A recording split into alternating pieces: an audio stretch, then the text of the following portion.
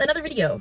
Number one, I don't necessarily feel that silk presses, they take advantage of the beauty of my fine natural hair. I feel like when I do a silk press, all of my hair is like just gone and I can't see it anymore. There's no volume, there's no nothing. And so for me, that's not necessarily the most beautiful way to rock my fine strands, which is the reason why I don't necessarily do it. Now, girlfriend, if you are one of those people who like to do silk presses on your fine natural hair, let me know in the comment section down below, because I'm interested in doing it. I'm just not interested in looking like I have no hair.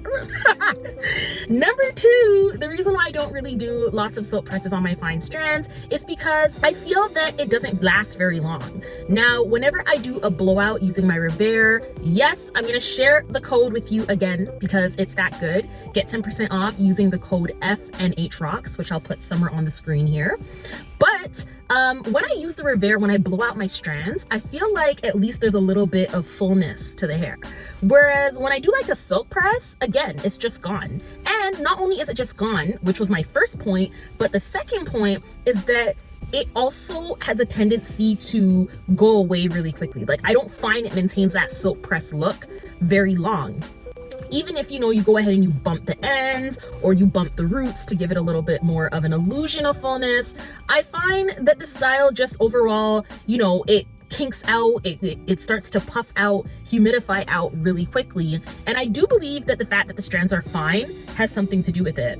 Reason number three why I don't tend to do very many silk presses on my fine strands is because I find it leads to breakage. Now, you know, if you are a natural, that using heat on your strands is something that you typically don't want to do.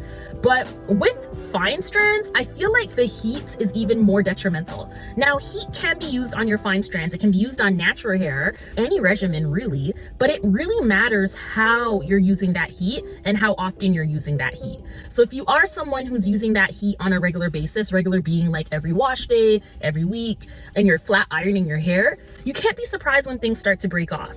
But if you're using heat in the sense of using like heat on your deep conditioning treatments, if you're using heat safely like the Revere or like any of the other devices that tend to blow out the strands in a very healthful way, then I feel like you can kind of get away with using it on a regular basis.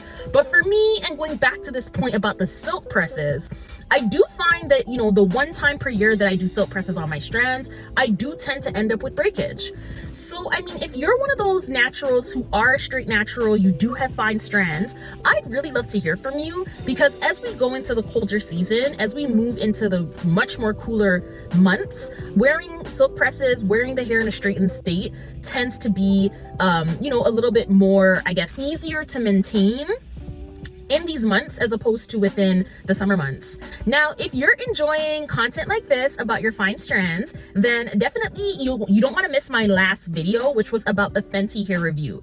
Now, earlier this year, of course, Rihanna dropped her Fenty hair products, and everybody and their grandmother was doing, you know, reviews on this hair product line. But, you know, I was on a little bit of a hiatus here on Fine Natural Hair Rocks, and I didn't get around to it at the time frame that I should have, but I did eventually get around to it. So if you're interested in knowing exactly how Rihanna's products work on fine natural hair, you want to see how it worked on someone with a hair type just like yours, which is me, then go ahead and check out this video next. I'll see you over there. Bye.